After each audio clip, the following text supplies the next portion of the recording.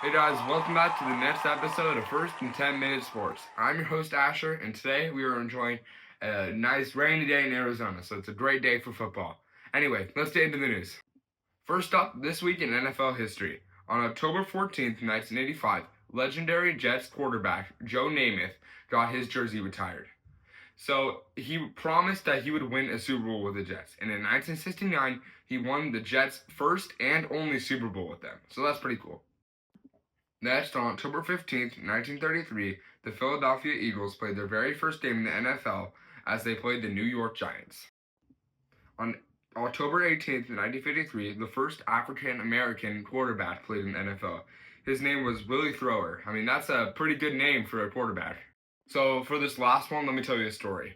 I wonder if you guys heard the name James Naismith. He invented the basketball. You probably heard his name before. But anyway, he played football too, and he was playing football with no head covering. They didn't have that at the time, and he was playing around. And his head got really beat up. His ears got hurt. Everything about him got hurt. And he went home to his girlfriend and asked, "Can you make me a covering?" Her name was Maud, and she made him a head covering made out of flannel. And this was the first ever flannel or head covering, let alone used in football.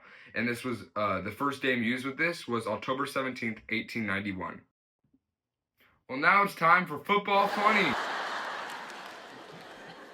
A special thank you to Bo for giving me this joke. I asked for joke recommendations last week, and Bo gave me a really good one.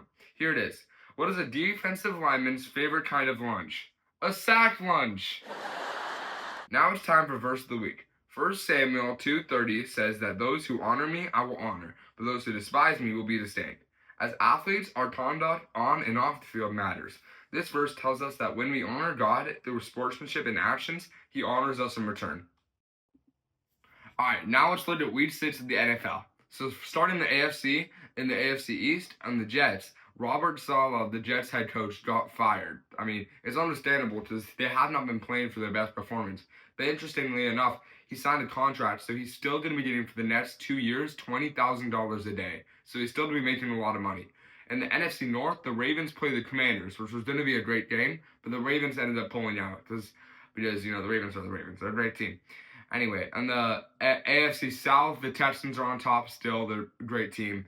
And the AFC West, the Chiefs are still undefeated. Someone's got to beat them.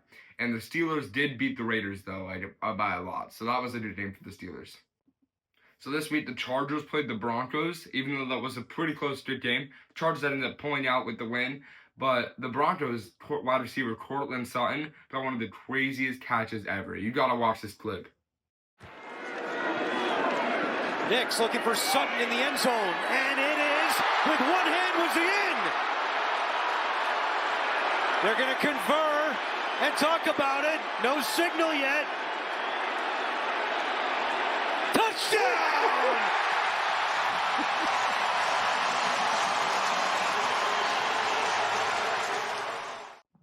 Wow, Courtland, I did not know you could catch like that. All right, let's look at the NFC. Starting the NFC East, Commanders are on top. The Eagles almost lost to the Browns, though, so that would have been a pretty embarrassing loss. In the NFC North, the Vikings are still on top. They're still undefeated, too. And the Lions are still looking good, and so are the Bears. Honestly, the entire NFC North is looking like a really good conference, including the Packers.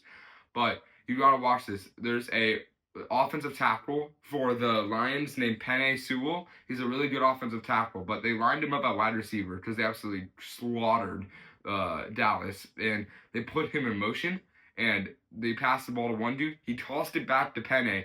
Penei ran to the end zone and dived in the end zone to get the touchdown, but they called it back because there was a flag. So you got to watch this really cool play. Better and better. It's still don't love all these little things. Amon-Ra St. Brown with a lateral to Penei Sewell, who's diving for the end zone. There's a flag. I mean, they're pulling out all the...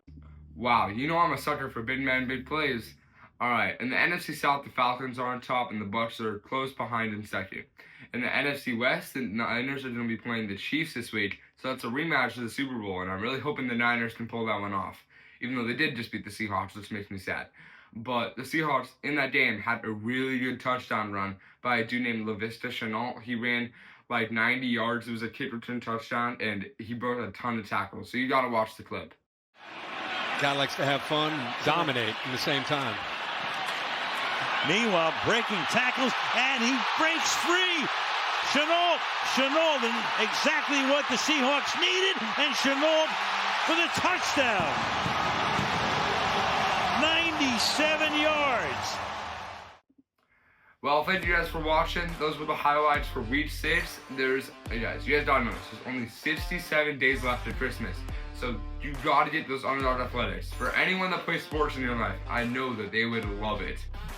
Don't forget to use code ASHER15 in full caps to get 15% off your next purchase. Alright, for my middle school team, we're still on fall break. It's still a bye, but next week, we're playing a team that has a chance to make the playoffs. So we want to make sure they don't make the playoffs. Alright, make sure to like and subscribe. That's it for this episode. I'm Asher. Stay low, hit hard, and God bless.